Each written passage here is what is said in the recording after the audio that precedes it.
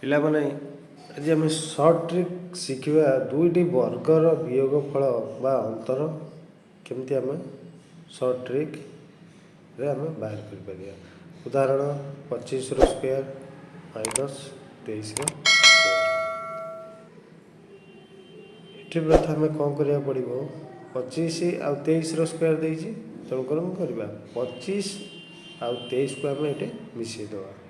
Addition କରିଦେଲେ 5 10 1 2 5 3 8 2 4 48 ହେଲା। Next କ'ଣ କରିବା, 25 ଆଉ 23ର ବିୟୋଗ ଫଳ ବା ଅନ୍ତରକୁ ଆମେ ବାହାର କରିବା। 25 ମାଇନସ୍ 23 ତ କେତେ ହେଲା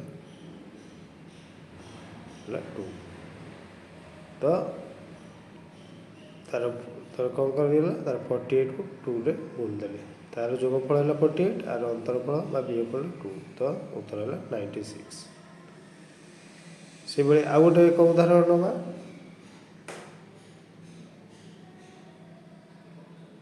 ମନେକର 40ର ସ୍କୋୟାର ମାଇନସ୍ 30ର ସ୍କୋୟାର।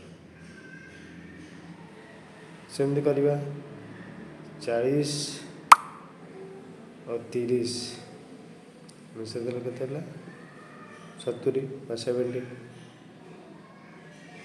ତ ଏଠି ଲେଖିଦେଲେ 70 କୁ କାହାଥିରେ ମଲ୍ଟିପ୍ଲିକେସନ୍ କରିବା ନା ଦୁଇଟି ସଂଖ୍ୟାର ଅନ୍ତରଫଳ ବା ବିୟୋଗ ଫଳକୁ 40 ମାଇନସ୍ 30 ବା 40 30 ଫେରିଦେଲେ କେତେ ହେଲା 10।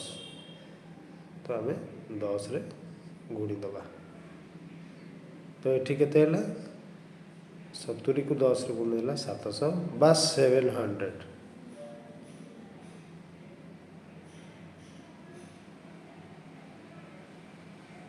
ସେମିତି ଆଉ ଗୋଟେ ଉଦାହରଣ 29ର ସ୍କୋୟାର ମାଇନସ୍ 25ର ସ୍କୋୟାର।